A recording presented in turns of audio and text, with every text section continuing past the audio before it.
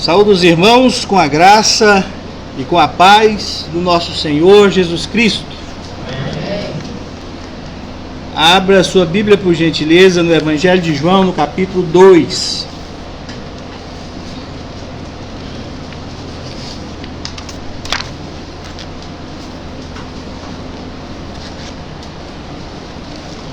Nós estamos seguindo o Evangelho de João e vamos ler do capítulo 2, do verso 23 ao verso 25.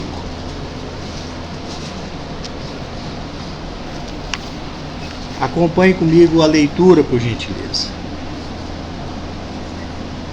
Estando ele em Jerusalém durante a festa da Páscoa, muitos, vendo os sinais que ele fazia, creram no seu nome.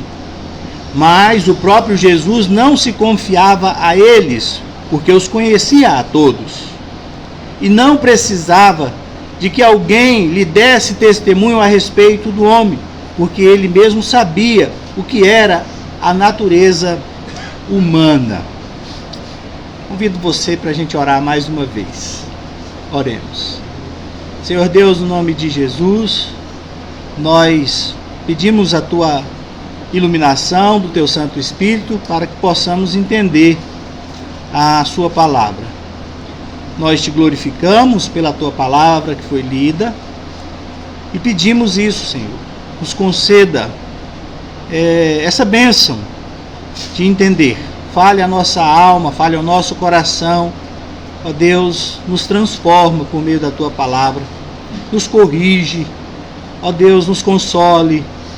Ó Senhor, opera no nosso meio nesta hora em nome de Jesus.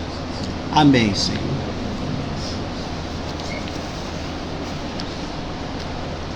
A capacidade do homem para enxergar, para ouvir, para sentir cheiro, é bem limitada em comparação a outros seres vivos. A nossa capacidade, né, de sentir também é bem limitada.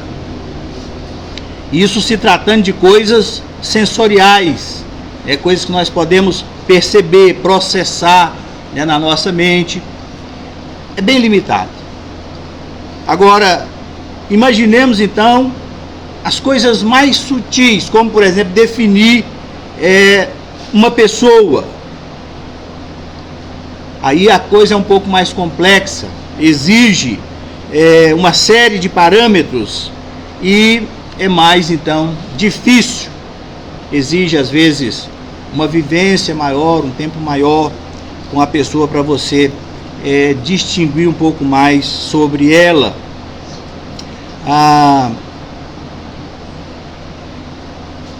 Deus, ele ordena Samuel para ir buscar o novo rei, ungir o novo rei de Israel por conta da rejeição que Deus dá ao rei Saul. E então Samuel vai na casa de Jessé, e Jessé tem vários filhos, e todos eles muito bem vistos. E quando o profeta Samuel chega diante da altura, da beleza de Eliabe, ele fala: está aí o ungido do Senhor, está aí o novo rei de Israel. E Deus então vai falar para ele que não era Eliabe, mas já tinha passado todos. Então aí ele passa todos os filhos, né? Então, Senhor, aí Deus vai falar para ele que o homem vê o exterior, mas Deus conhece o coração. Deus vê além das aparências. E quem é a pessoa que vai ser escolhida? É Davi, que está lá no campo, né? E Deus vai escolher Davi, vai ungí-lo como rei de Israel. O fato é que a gente tem noções equivocadas daquilo que de fato é, daquilo que de fato Deus planeja, daquilo que de fato Deus quer. Às vezes até mesmo nós enganamos a nós mesmos. Certa feita, um jovem chega a Jesus, ele é rico, e pergunta: mestre, bom mestre, o que devo fazer para ser salvo? Jesus então vai explicar para ele, lá em Mateus 19, do verso 16 ao verso 22, sobre ele observar os mandamentos. E ele fala: tudo isso eu tenho observado desde que eu sou criança. Então, ele tinha um conceito de que ele era uma pessoa justa, correta, diante de Deus. Ele tinha um conceito de si próprio, de alguém que estava bem na fita, bem com Deus. E Jesus fala então para ele: então, falta uma coisa. Vende as coisas que você tem e dá aos pobres. O texto diz que ele entristece e sai, porque ele tinha muitas posses. Deus conhece o nosso coração. A gente não conhece as pessoas direito e nem conhecemos a nós mesmos. E muitos me dirão naquele dia: Senhor, Senhor, não profetizamos nós em Teu nome? Em Teu nome não expulsamos demônios? Em Teu nome não fizemos muitos milagres? Então lhes direi explicitamente: nunca vos conheci. Apartai-vos de mim, os que praticais a iniquidade. Homens, pessoas que estão convictas de que tem uma vida de bênção na presença de Deus, uma vida de aprovação diante do Senhor, por conta dos milagres, dos sinais, das coisas que puderam produzir na sua caminhada de vida. Por que eu estou dizendo isso? Porque esse texto, para mim, ele vai tratar a respeito das aparências. Ele vai falar um pouco disso para nós nessa noite. Deus vê além das aparências. E é o título da nossa mensagem, além das aparências. No verso que nós lemos: estando Jesus em Jerusalém durante a festa da Páscoa, estando Jesus em Jerusalém durante a festa da Páscoa, ou seja, Jesus está ali. Nós vimos que Jesus fez um milagre em Caná da Galileia, transformando água em vinho no casamento. Depois ele vem e expulsa os cambistas, as pessoas que estavam no templo. Ele já vem para essa festa, a festa da Páscoa, e agora ele está na cidade. Eram vários dias de festa, de comemoração da festa da Páscoa. E no judaísmo, o rapaz, ao completar 13 anos e um dia, ele atinge a maioridade religiosa. E esta é celebrada com uma cerimônia chamada Bar Mitzvah. Em hebraico significa filho do mandamento. A partir dessa idade, tal jovem é considerado maduro para responsabilizar-se por seus próprios atos. A moça é um pouco mais cedo. A moça é com 12 anos. Aí o dela não é o Bar Mitzvah, mas o Bet Mitzvah, que também é filha do mandamento.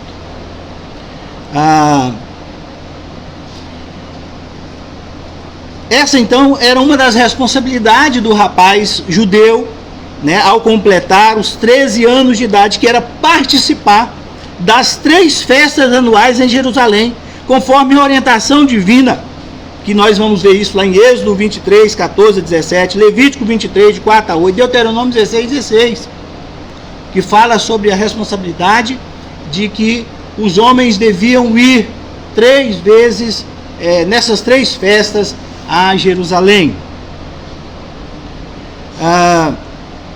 E quais são essas festividades? Páscoa, Tabernáculos e Purim.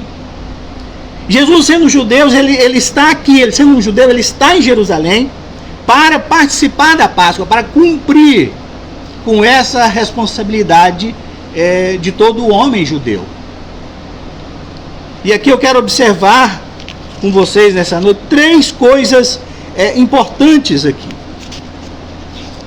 dentro dessa realidade de que nada escapa ao olhar do nosso Deus.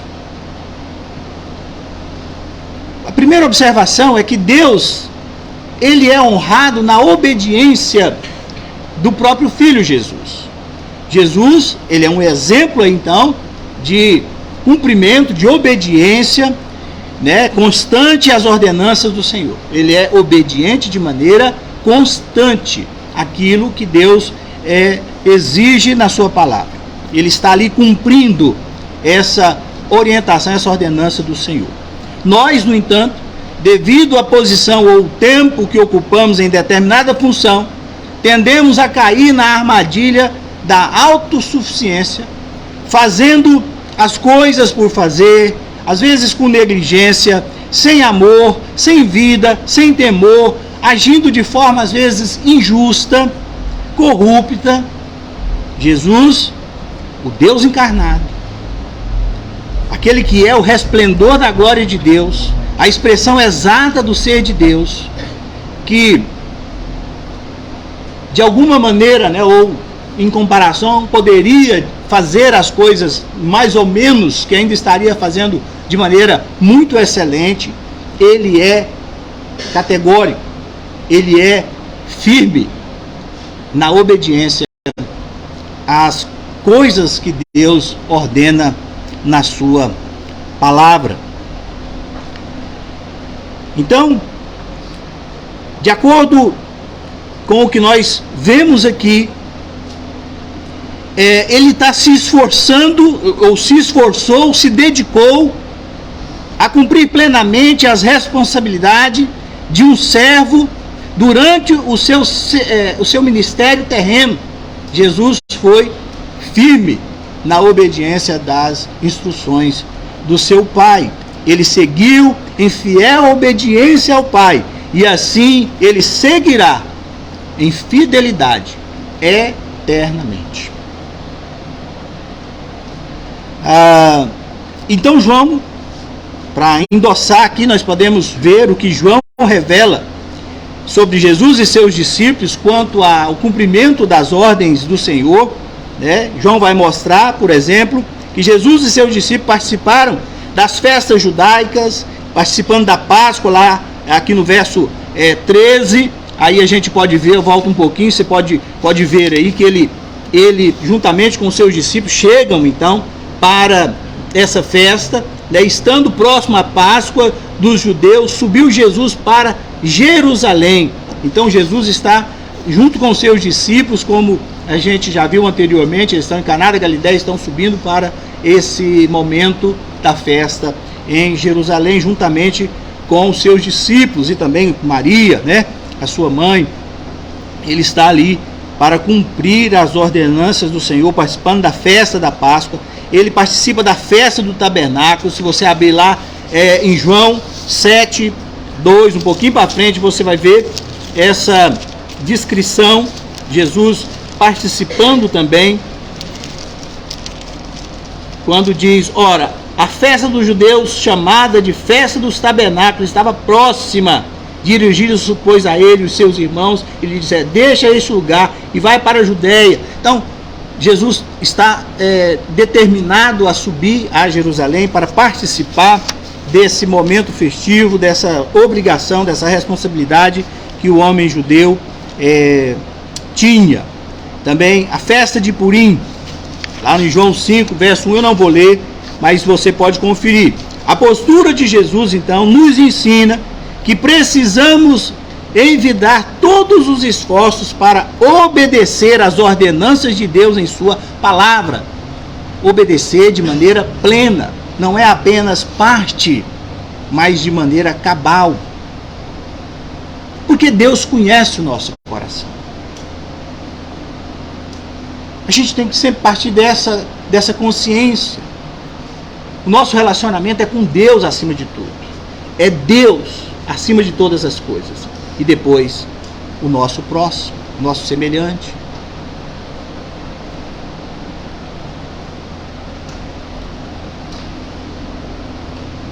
Deus é honrado quando seus filhos se dedicam ao cumprimento da sua vontade. Por exemplo, ao cultuá-lo na companhia dos irmãos, ao cultuá-lo de maneira pessoal, de maneira reservada, mas também ao cultuá-lo na companhia da igreja, dos demais irmãos. Porque ele disse que nós não devemos, a palavra do Senhor fala que nós não devemos deixar de congregar. Essa é uma ordenância que a gente precisa cuidar, porque senão a gente vai envolver com outras coisas. E nada é mais importante do que nós cumprirmos os mandamentos do Senhor, as orientações, os preceitos ensinados na sua palavra. Participar e praticar a liberalidade nos dízimos, nas ofertas, testemunhar de seu Filho, de Jesus, de sua palavra a todas as pessoas que estão à nossa volta, ide e pregai o Evangelho. São ordenanças que não dá para poder nós apenas trabalhar uma área na nossa vida. É procurar obedecer todas as Escrituras, todos os ensinamentos, todos os princípios, e todos os princípios incluem os princípios do Antigo Testamento também, e do Novo Testamento, que na verdade são os mesmos princípios, só que revelando agora de forma plena na pessoa de Jesus Cristo como se deve ser feito, mas é toda a Escritura que nós devemos buscar caminhar em obediência a ela.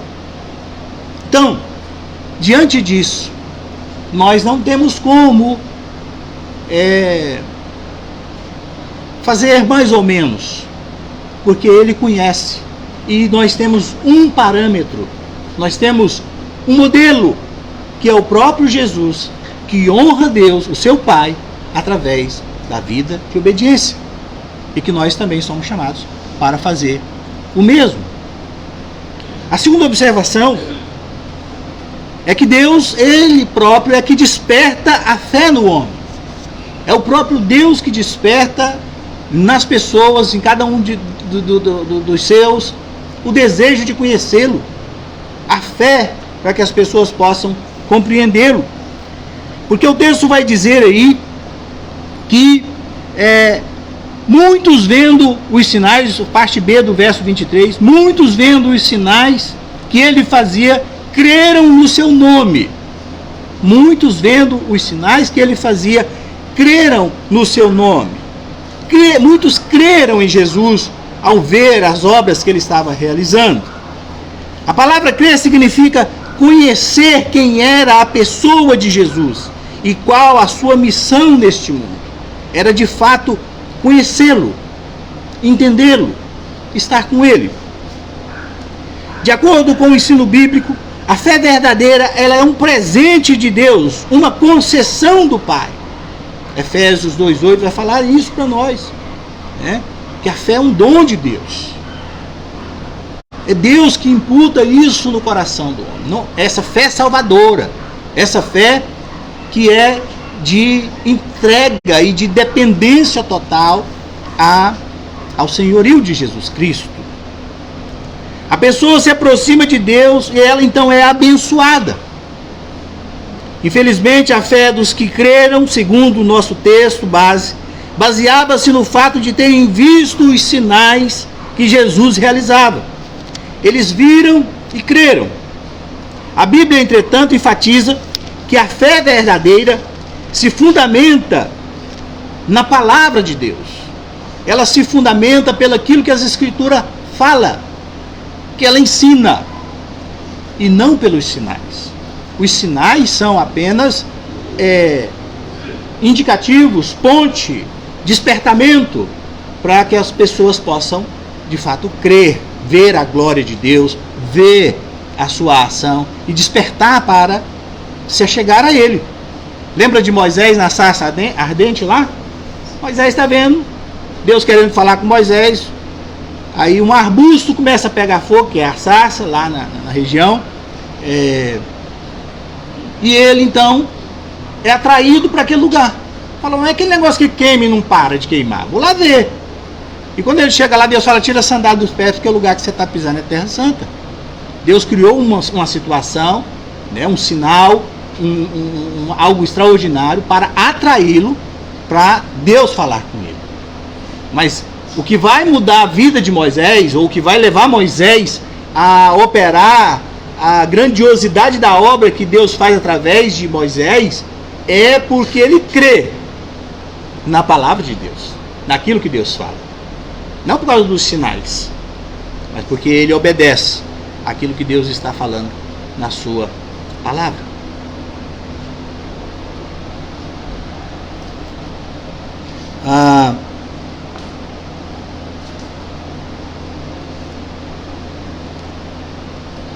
Quando a pessoa se aproxima, então ela é transformada, ela é abençoada, né? Infelizmente a fé dos que creram nesse texto que nós lemos estava mesmo focada apenas naquilo que Jesus realizava. E a gente só deve entender que a fé verdadeira, ela se fundamenta na palavra de Deus. Somente por aquilo que Deus fala. Nada mais. Qualquer busca por sinais, por sensações, é perigoso. Porque na hora das dificuldades, a hora que as sensações não tiverem mais, aí a pessoa não tem aonde se segurar. Há um movimento bastante já conhecido, notório, de muitas pessoas que se cansaram de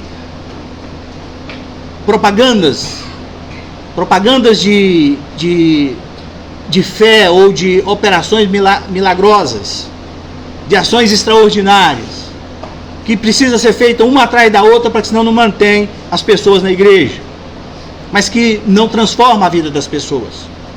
E as pessoas estão migrando para as igrejas reformadas, igrejas que ensinam as doutrinas bíblicas, que preservam, que tentam obedecer e ensinar as escrituras sagradas. Porque ninguém consegue viver apenas de sensações.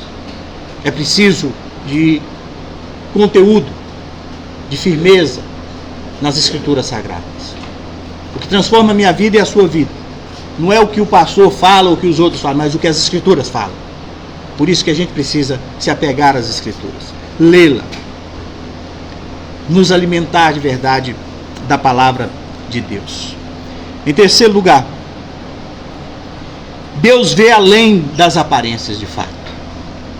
Jesus é Deus e como tal ele é onisciente. Ele conhece os que nele confiam. Por isso João faz uma importante observação.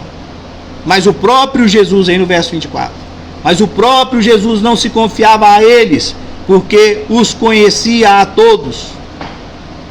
O texto nos informa que muitos, vendo os sinais, eles creram no nome do Senhor Jesus. Mas esse crer, na maioria das vezes, é confundido pelas ações, pelas coisas externas, pelos milagres que são apresentados. Aí, diante disso, uma pergunta para nós. Se Jesus fez milagres ali, porque é o que o texto está dizendo, né? Que muitos, vendo os sinais que ele fazia, creram no seu nome. Então Jesus, não é registrado os milagres que Jesus faz, mas ele opera além daquilo que João escreve. Tem muitos fatos que Jesus fez que não está registrado. E as pessoas creram. Então, se as pessoas creram naquele dia, por que Jesus não se declara o Messias logo no início do seu ministério? Por que Jesus já não se apresenta a todos dizendo: eu sou o enviado de Deus, eu sou o Messias? Porque eles viram os milagres acontecer. A resposta é que o Senhor conhece muito bem a natureza humana, porque é isso que o texto está dizendo para nós. E para muitos ali ele não era mais que uma maravilha durante alguns dias. Essas pessoas, quando ouvissem Jesus lhes falar sobre o sacrifício, a necessidade de negarem a si mesmos, entregar-se inteiramente a Deus, ao ouvir Jesus falar-lhes dos sofrimentos do carregar a cruz, ficariam desmotivados, ficariam inseguros e certamente o abandonariam, como a gente vai ver na trajetória de Jesus. Jesus tinha certeza disso. Ele conhece a natureza, ele conhece a instabilidade do coração humano, que momentaneamente se deixa levar pelas emoções e depois retrocede ao descobrir o que realmente significa tal descrição, tal compromisso, tal decisão.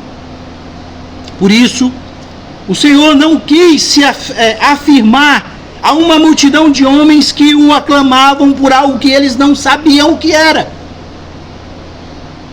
mas apenas pelo que eles viam acontecendo. E o que Jesus quer é que nós o conheçamos de fato, é que nós saibamos o quanto vale a pena estar com Ele, que estar com Ele está acima de qualquer outros bens que a gente possa conseguir. Por isso o Senhor não quis revelar, porque eles sabiam quem eles eram. Porque Jesus antes, ele busca um grupo de servos que tem consciência do que estão fazendo, que estão dispostos a segui-lo até o fim, independente das circunstâncias.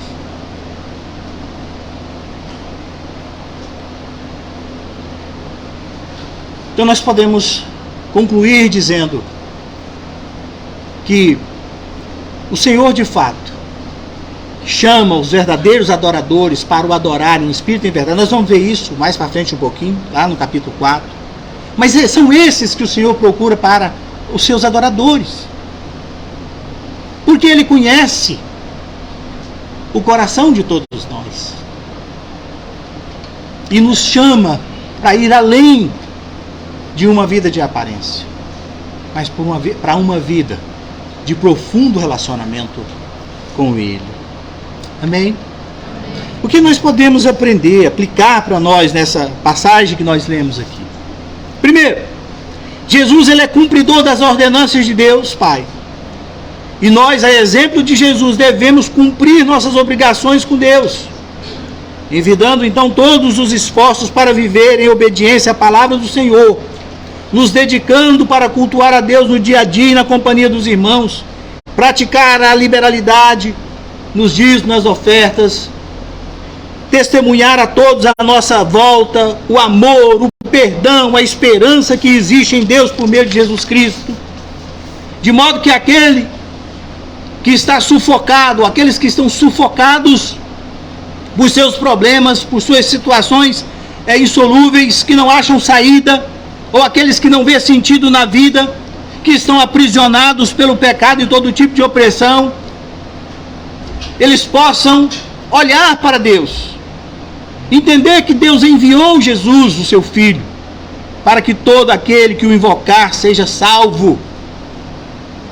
Então nós precisamos, a exemplo de Jesus, sermos cumpridores das ordenanças que Ele mandou a gente fazer.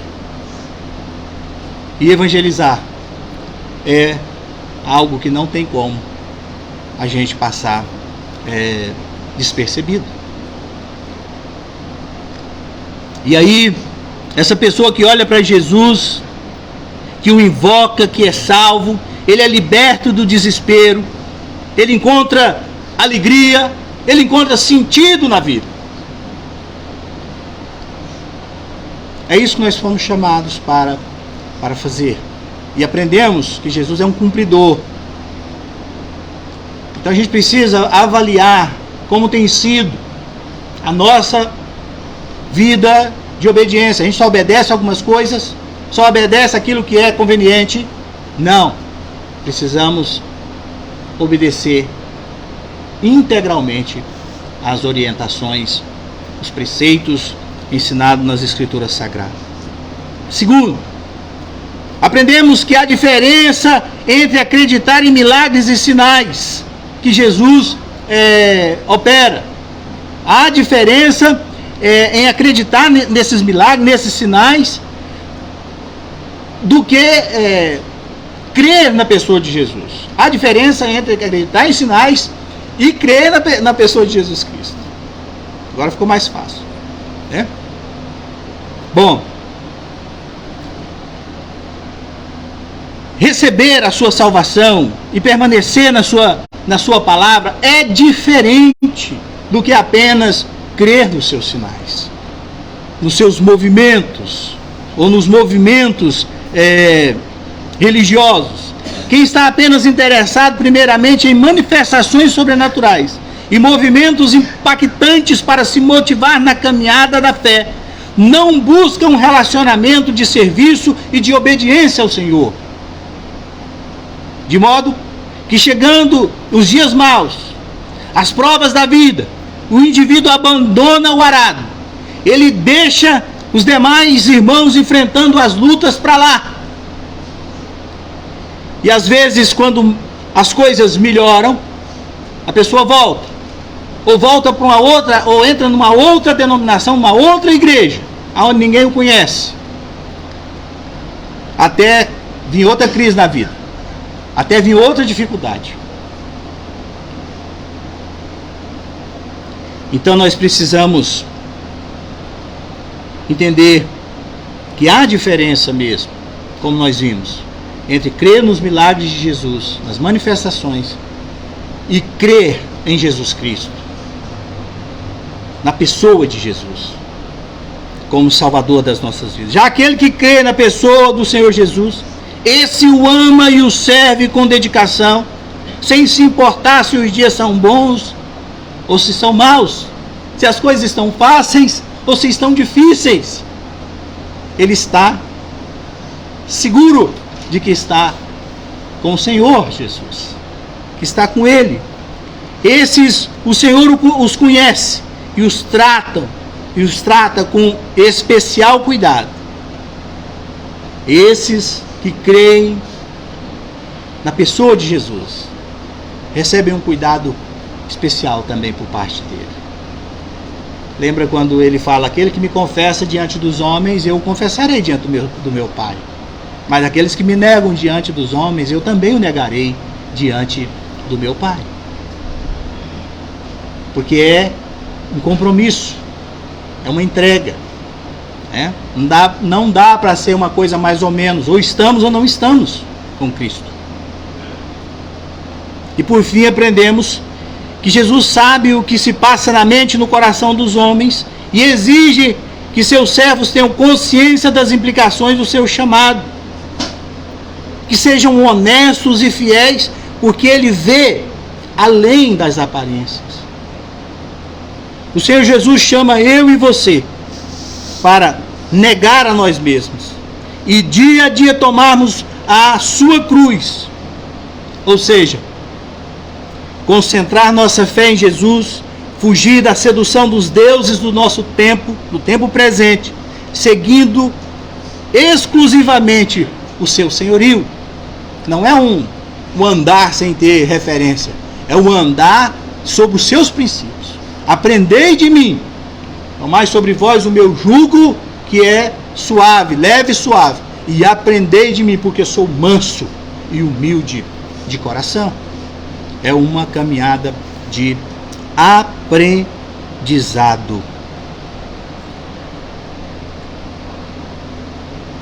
Seu chamado é para uma vida de verdadeiro discipulado, uma vida de aprendizado constante e de testemunho sobre Ele.